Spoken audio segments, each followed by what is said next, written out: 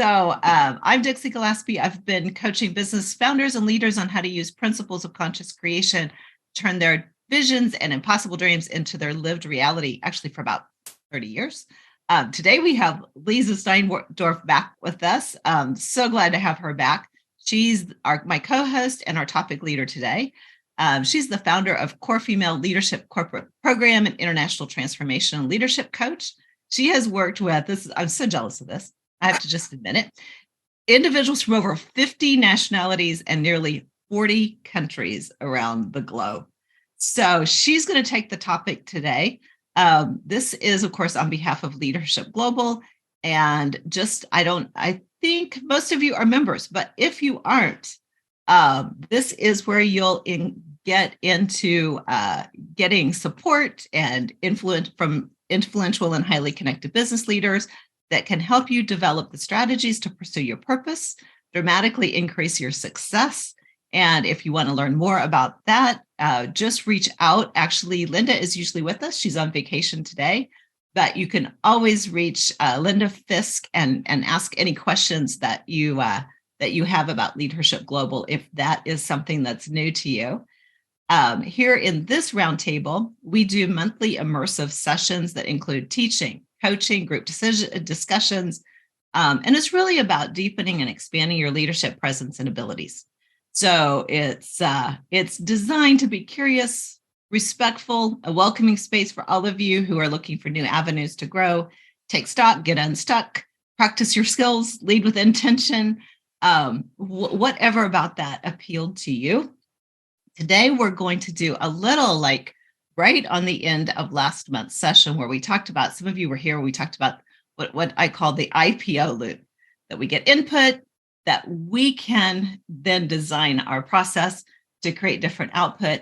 And Leeza's going to take us through some conscious communication principles today, which of course is the output part of that when we've processed the way that we communicate, and not just verbally, of course, is all about communication. So that's our topic for today. You'll want to, I think you're going to want to take notes. I'm all prepared to take notes. I've got another screen over here to take notes on. But before we jump into that, I want to make sure that we're all on the same page with both the Leadership Global Credo and the intention that Leeza and I have set for this space. So the Leadership Global Credo is really understanding that we're here to cultivate authentic relationships with the women around you so that together we rise. We're always fortunate to have some guys joining us, so it's not just the women around you. Please include the men in that. Act with courage to pursue your purpose. Dedicate yourself fully to the path that you choose and the outcomes you desire. Be curious and open your mind to be a lifetime learner. Celebrate each other to build meaningful memories and share the love. So to get started, while I'm kind of sharing our premise and intention, what Leeza and I love to do to get started is for each of you just to check in with yourself. Where are you coming from today? Where are you at, right?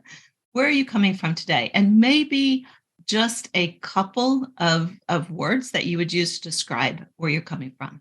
So if you just want to share that in chat and start getting centered in that, and I will take you through. Oh, that's right. It's 6 a.m. where you are, Jane. Jane is just like, I will get up early for you all. I love that. I love that. Curiosity, new learning, growth mindset. Beautiful. Just keep sharing those. And I just want to share with you, when Leeza and I decided that this is really something that we wanted to do together, we kind of set our premise and intention. And actually, Leeza, if you want to take that, I'm going to keep an eye on the waiting room. Okay. So I will turn it over to Leeza there. Absolutely. Well, thank you. Thank you. I know people say this a lot when they co-host with somebody, but I really adore working with Dixie. It's so often when we're having conversations that one person says something, it's like, I was just about to say that. So I think that kind of collaborative spirit and energy really comes across here, at least I hope it does.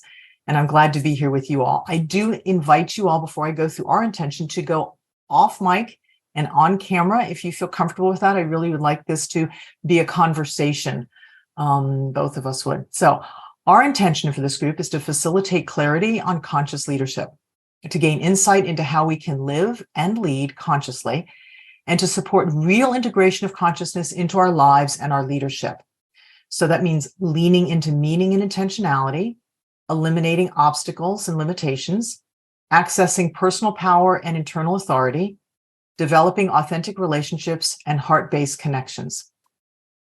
So we have a lot of practice that we're going to be going into, of awareness of the space between, practice noticing what our conscious choices are, listening before responding. On that point, I also want to say, if you would like to use your hand function of raising hands, that helps us to see who wants to talk and to make sure everybody's voices get heard. Respect time sharing, respect opinions, aligned and differing ones. Own your own experience. Speak to behavior and not the person if there's an issue going on, and also to trust the group in the process in transparency, kindness, and appreciation.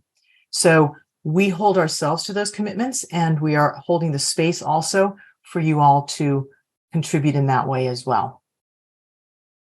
I just want to pop over again to some of the sharings of where you all are. Openness, grateful, coming in excited and delightful or delighted, a grateful heart. Driving now will listen in. Okay, thank you, Larry. Good. Be safe on the road. All right. Well, so communication. This is a hobby horse of mine. I'm going to share a little bit of why that is. And in talking to Dixie on the segue from your conversation last time, I wanted to go a little bit deeper into connected communication. And as I was putting that together, gleaning from, I just finished another 8-week training on communication, gleaning from bits and pieces of that, I put something together a little bit different. And I'll probably go to the bones of the actual communication in another session.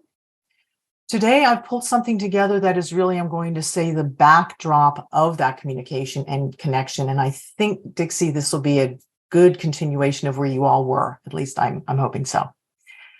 So having said that, I'm going to go into the presentation mode, share screen. There we go. And as we go through this, if there are questions, please, as I said, raise your hand or go ahead and jump in. Dixie's going to be watching things so that I can pay attention to being with you all. Okay, so conscious leadership, we're talking about connection, and that has a whole lot of different aspects to it. The strongest pull of life is interconnectedness. We're pulled from and we're pulled toward. All right, so this sculpture is actually from a Burning Man, and it has a specific meaning for me that I want to share with you all, of why I even work in the area of connection and relational leadership. So I interchange the words relational leadership, conscious leadership. There's not a rigidity there, there's a flow, and they all are pointing to and expressing the same thing. So my experience of communication is that I had absolutely poor communication. I thought communication was being loud and angry. Like that was how we got our point across, right? I'm not going to point fingers at Italian families. That was part of my background. But it really was a dysfunctional situation that I grew up in. And I remember specifically, so my father came back from Vietnam. I may have shared that with you here before. I grew up in violence. But I remember a specific situation when I was 12 years old. I was like, I can almost remember the day. I know it was springtime. And my parents were arguing. I came upstairs, and it wasn't anything unusual. I heard them arguing. These are not my parents. But it was this kind of a situation, defensiveness and accusations flying back and forth. And I didn't realize at the time that I don't want to use the word empathic, but I could sense things, right? I feel energies. And so as I'm listening to them argue, it's kind of that experience of where you have two or three computers tabs up, and one of them's playing like music or a television show, and you have a completely different video going and they don't match. Have you ever had that happen? You're looking at one, something different's going on. That was my experience here. is I was listening to them arguing, I was hearing their words, I was watching their mimicking, but energetically, there was something completely different going on. And my thought was, if they just speak to that other dynamic, if they speak to what's really going on behind them, behind these words, behind the accusations, that somehow would at least get them further. If they could be authentic and share what's there. I'm scared, I'm hurt, I'm sad. And that didn't happen. But at that age, I thought, there's got to be a better way. There's got to be a way to do this. So that's really why I do the work today and why communication and connection is so important to me. Dixie, I want to mention there's someone in the waiting room. I don't know if you can see that. Can you see that? There you go. Thank you. I couldn't click on it. All right. So relational leadership. There are a couple aspects that I'm going to go through with y'all. And being a teacher, there are going to be some definitions in here. So we're going to go through them. We're not going to stop on all of them for a longer period of time, but I do want to give you the opportunity to interact. So I am asking you to jump in either in the chat box or just, as I said, off mic or raise your hand so we can hear what's in the room. I really want this to be practical for you so that you come away with even more forward momentum in your conscious leadership. All right, so these are the points. We're going to talk about presence, peripheral awareness, emerging, authenticity, connection, and delightful curiosity. Okay, so as I said, the backdrop of really connected communication. All right, so first looking at presence. And the reason that I want to look at definitions of all of these is because we're all using different meanings from our history and so forth. So if you could just, in the chat box, what do you understand under the word presence? Just go ahead and pop that in the chat box. Hoping I can get my chat box up here. Let me see. Here's my chat box. There it is. Being attentive, active listening. Okay, thank you, Rachel. What else? When you presence, what does that mean to you? Be available and open, grounded connection, nice.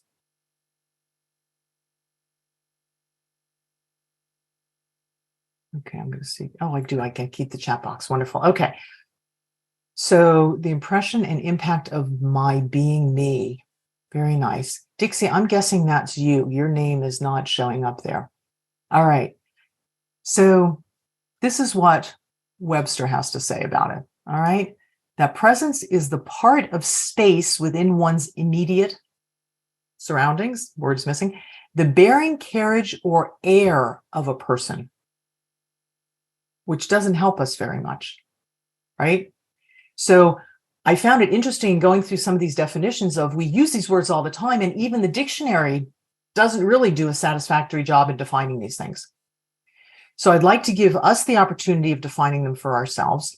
And one question that comes up for me in presence is, when are you most present? So for the definition that you have for yourself, when are you most present? So let's start just with the is there anything else that wants to be shared in your definitions? So we have a couple here.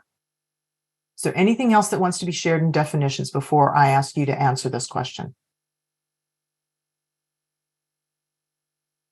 Okay. All right. So go ahead. You can pop off mic, raise your hand, put it in the chat box. When are you most present? Now, we're not talking only about leadership now. We're going to get there. I want you to first just understand how you operate. When are you most present?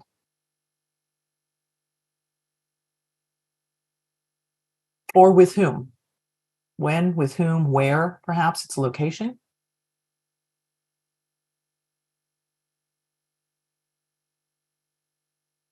With pets and kids when they ask for stillness time. Ooh, very nice. For me, it's when I'm with trees. It's like every sense that I have is lit up and both still and awake at the same time. I'm completely present. What else? When are you most present?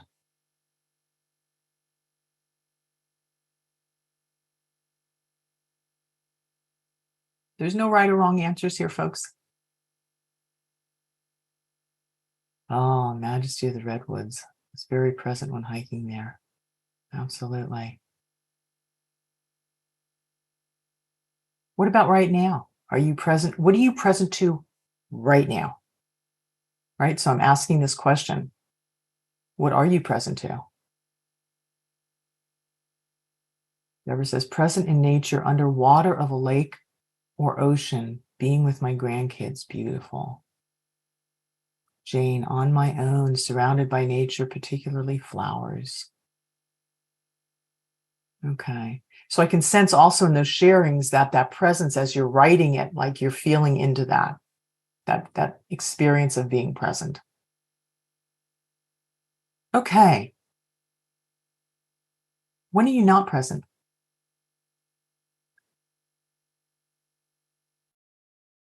Oh, and when playing with dogs or watching nature, beautiful. I'm listening here and now, yet distraction with what's going on around me. Okay, very good. Not present when I feel hurried. Isn't that interesting? Well said. Not present when you feel hurried. Okay. So curious if you are then present to your experience of being hurried, right? So we're always present to something. When do we have the most heightened presence and when are we not? So that's a really good insight, Rachel. What else? When are you not present?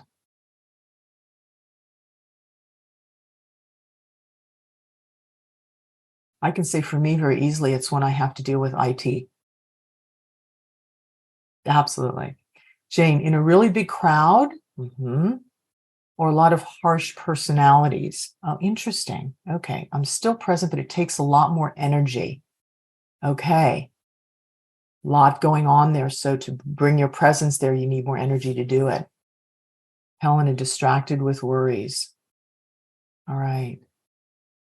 I'm hoping also in this conversation and the space of the questions, the tempo of our interaction also gives you the opportunity here now to be present, right?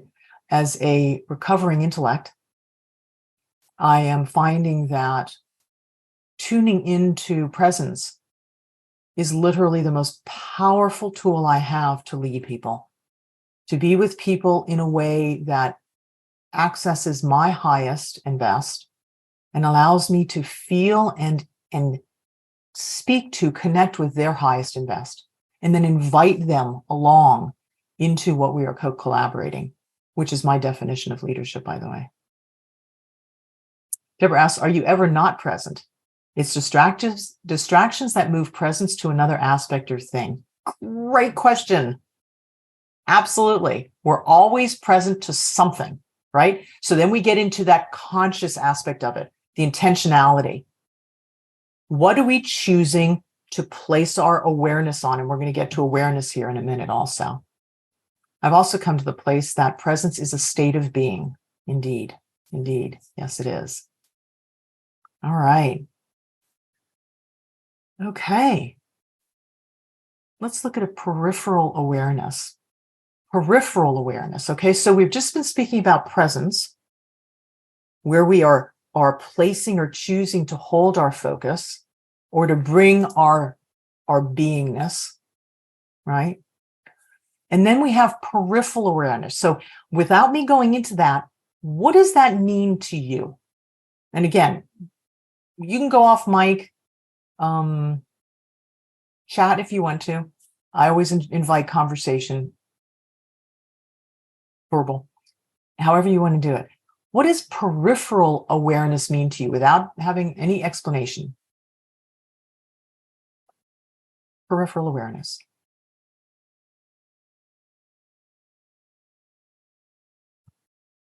That's what is not completely in focus. It's like around the edges. Okay, so it's there, but not in focus. Okay. And it's not what I am focusing on either. It may be in focus, but I am not focusing on it either. Okay. That's a good distinction. So it may even be in focus, but that's not what you're putting your awareness on, your focus on. Nice. Thank you, Helena. Rachel says peripheral, like what is around us when driving. It's there, but not calling immediate attention. Okay. Take a moment just here where we are and notice what you're looking at. Just use your visual, right? So notice what you're looking at. Maybe it's one person on the screen, or maybe it's a teardrop, a raindrop on here. And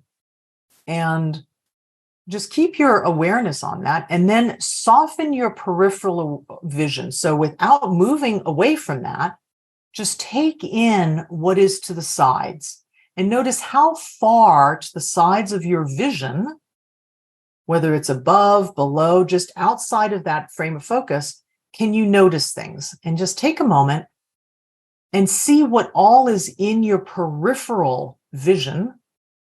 Now we're just talking about vision. What's in your peripheral vision now as you're looking at the screen? And perhaps you can recognize that's always there.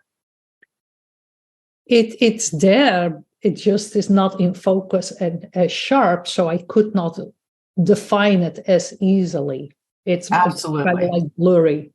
Absolutely. Absolutely. It is there, but notice now, everyone just notice when you go to the edges, when you don't have to move your eyes there, notice how you can bring that in. You can be soft with your focus so that it's present. And then also now bring your focus back on just that thing, and almost that you squeeze that periphery out. Can you do that? Do you see what I mean with that?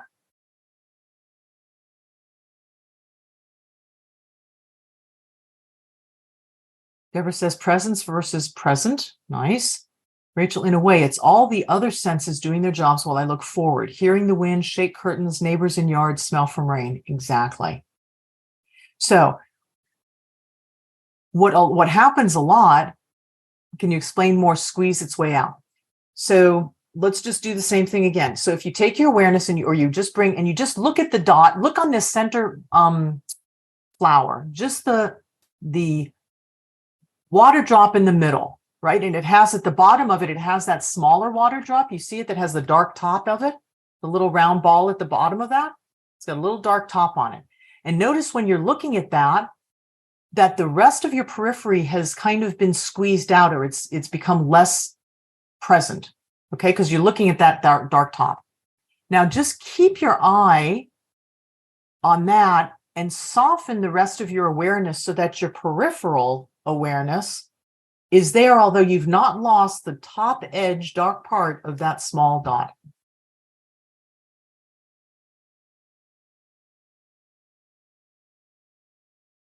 You see what I mean? So that kind of awareness, and how does this come in? You're welcome, Rachel. How does this come in when we are working with people, with groups, with somebody who's looking at us a certain way? We're giving a presentation and someone's doing something on the side, or they're blinking their eyes, or they're leaning backward, and we're taking all of that in. That's all part of our awareness, our peripheral awareness, while we're being present. So the dictionary definition of those two words are: peripheral is of, relating to, involving, or forming a periphery or surface part. And awareness is the knowledge and understanding that something is happening or exists. The knowledge or understanding that something is happening or exists. Okay.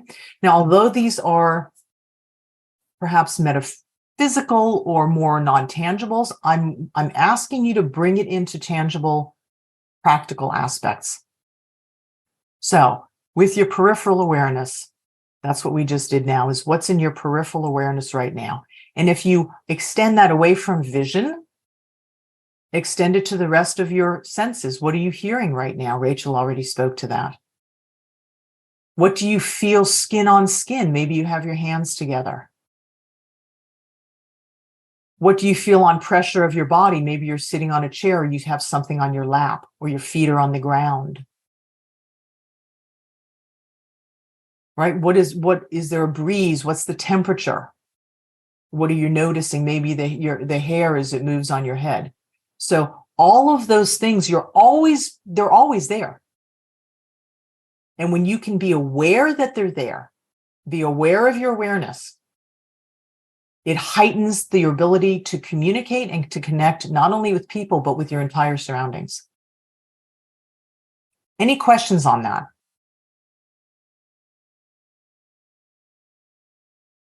All right, I'm going to move on then.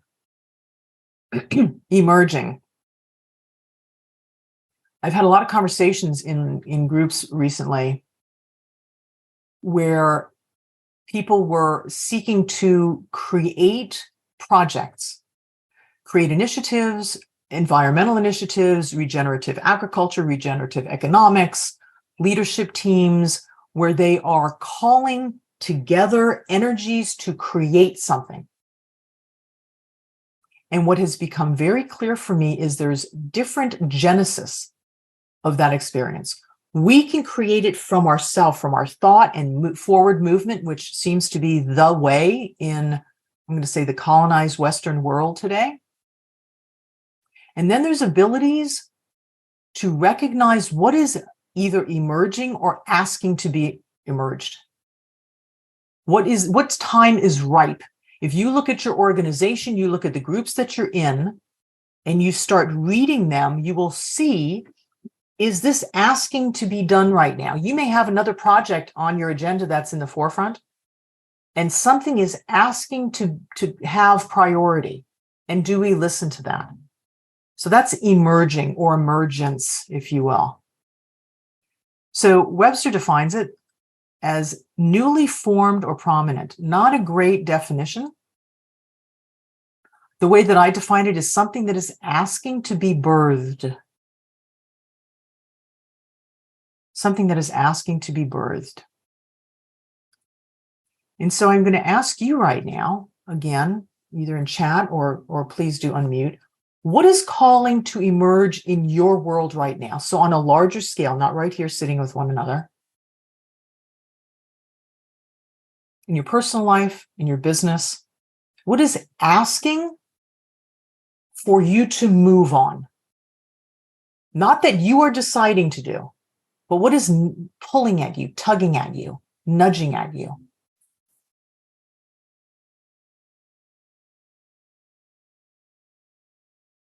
What is asking to emerge?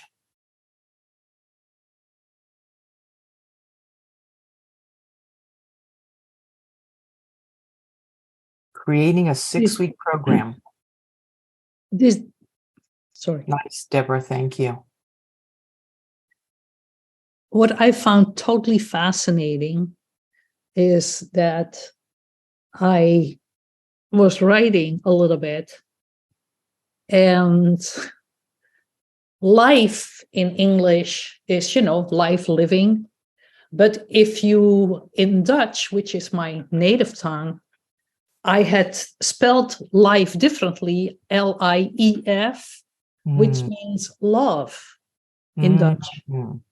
So I think my subconscious gave me a clue here. So that's what's emerging for you, Helena, is love? That is what I take it to mean, that I'm getting this message that is what is calling to emerge. Beautiful, beautiful. Let me see. A children's book to be published and sold out into the world. Lovely. Larry says, very interesting, but need to run. Thanks for a great program. You are welcome, Larry. Nice to have you. My truth, my authenticity, my story. Vanessa, thank you for that. Okay. So let's look now at authenticity. I work with a lot of leaders. I work with CEO, the whole C-suite. This seems to be the biggest stumbling block if I can't say for almost every leader that I work with. And the genesis of it is usually that they don't feel good enough. I'm generalizing, right? I'm just condensing it all down. Whether it's they don't have the background, they didn't earn it, their team is better than they are, they don't have enough experience, they're getting paid too much. Things that you would think people in these positions would never have difficulty with, right? So the issue with these types of aspects of leadership, which most people, they want nuts and bolts, like tell me how to do 1, 2, 3. And when I do, for example, impactful communication, the 4 steps, which is related to nonviolent communication, like 1, 2, 3, 4, awesome, got it, right? Or connected communication, which are the nuts and bolts of this, of clarity, curiosity, connection, and the steps that we do with that. People are like, oh, great, I got it. But here's the problem with having only the tools. They end up being empty to a certain extent because you're not really living them. And so your leadership ends up being that way too. Some of the greatest companies, I'm sure you all are familiar with the book and the study, Good to Great, right? Harvard Business School put that study together. The study itself was phenomenal because they decided to look at what makes companies that are good companies become great companies. What is it? And they had no parameters. They didn't go in with saying, well, we're going to look at this and this. They had nothing. They just did a blanket study and gathered just mega data. And from all of that, they put it together. And they came from all of that information down to some very specific characteristics of what made a good company a great company. And I won't go into the specifics of it. We can do that another time. But one of them was the leadership. And that came out at a time right after Lee Iacocca, whom some of you may not know, but he was a very charismatic leader of Chrysler. And what they found in the companies that went from good to great was that the leaders were humble, mostly soft-spoken, didn't have fancy cars, didn't live in huge homes. You know, they may have earned a lot of money, but they were totally authentic in who they are, and they were completely connected to the people they worked with. They were the icons of relational leadership, of conscious leadership, right? And so these conversations that we're having today, that I'm offering to you all today, is the foundation of that kind of leadership, of that kind of economic, and I'm going to say societal growth and thriving. So authenticity, getting off subject here. The definition of authenticity, this is my definition. Before I pop it out there, what would you all say?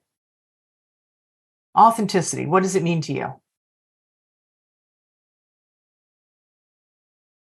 Being true to who you are. Okay. What else?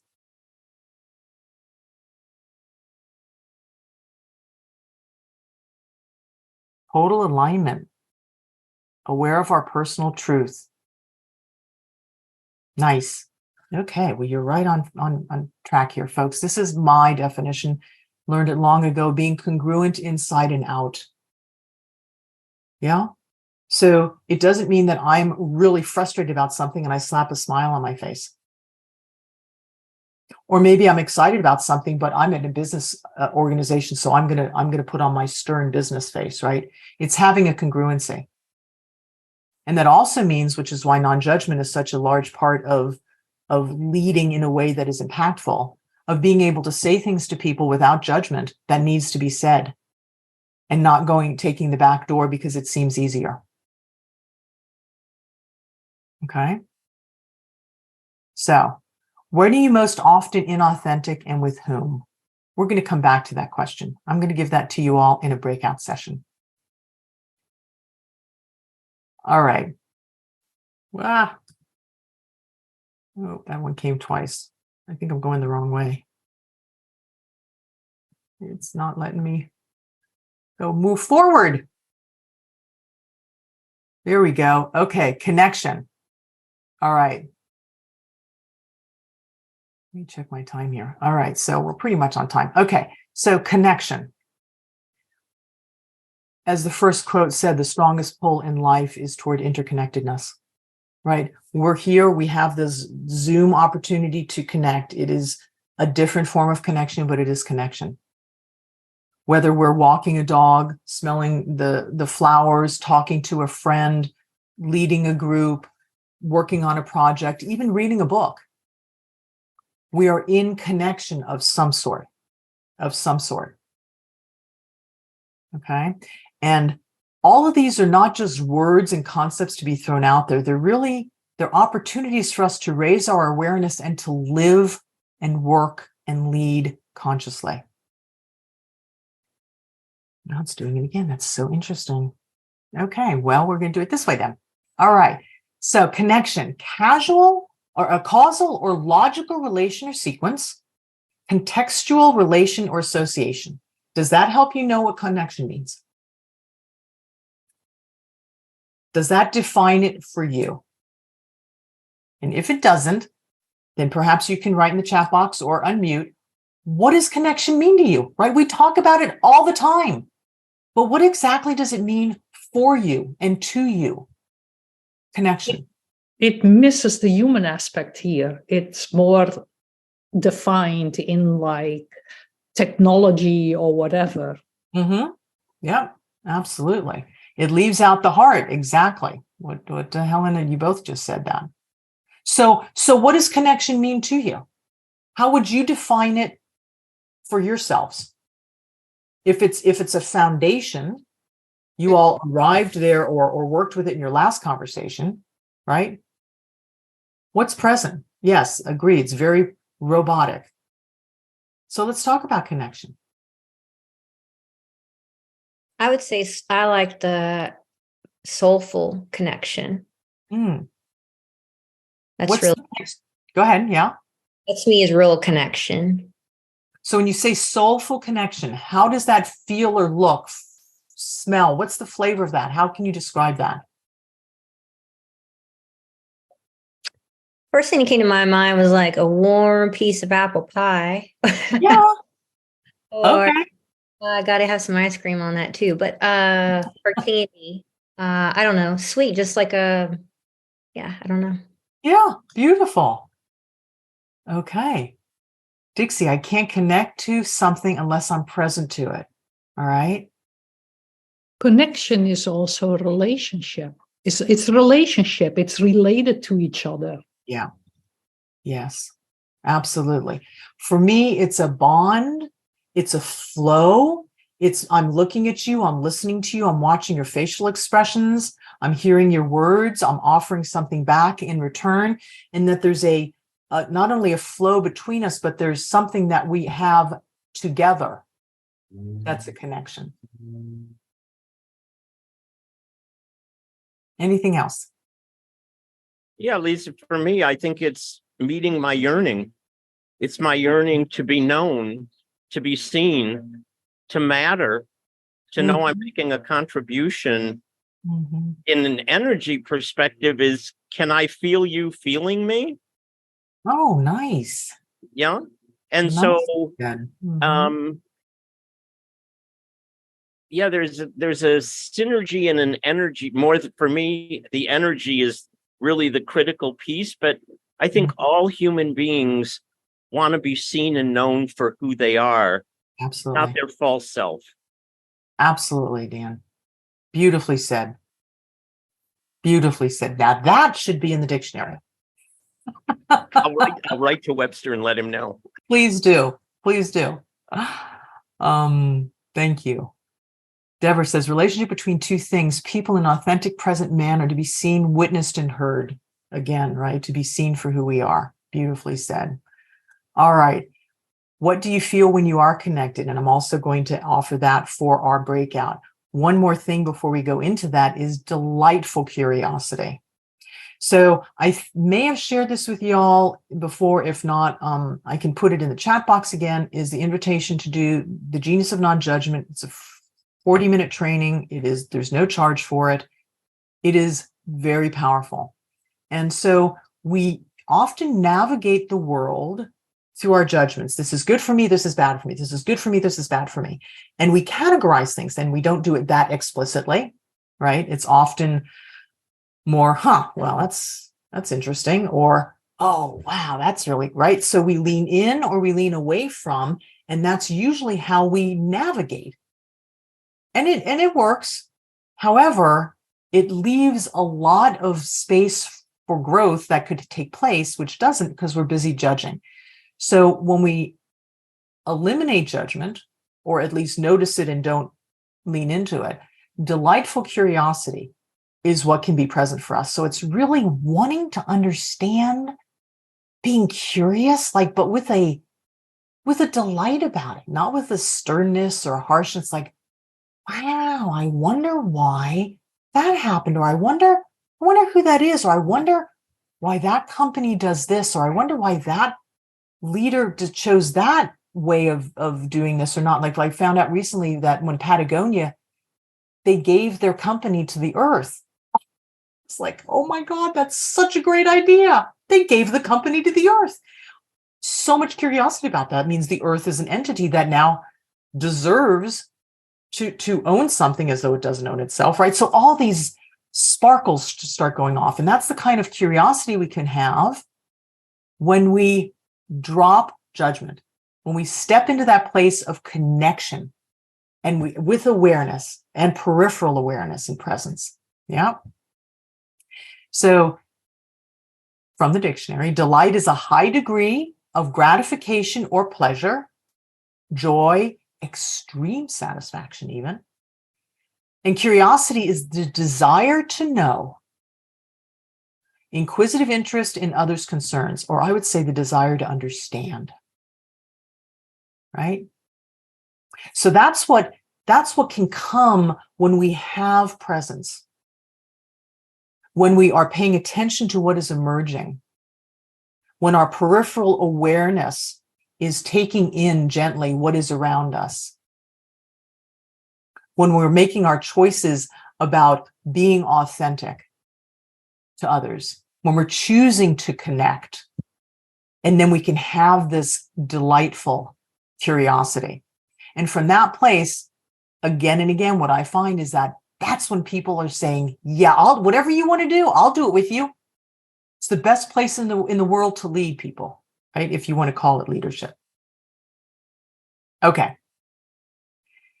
What is your most recent experience of delightful curiosity? So I'm going to ask you all to just, even if it's just for yourself, in the chat box or out loud, just one sentence, whatever it is. And I will start with watching my dog experience snow for the first time. How he tried to dig into it. Like I was just so fascinated by how he approached that. So what else? Delightful curiosity, one sentence. Misty says, someone today just mentioned the word wondrous. Oh, lovely word. I love the thought of delightful, wondrous. Oh, I do too. Thank you. Beautiful. What else?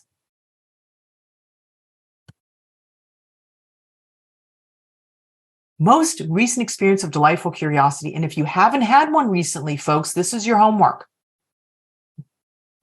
That you get to find opportunities to be delightfully curious until we meet again.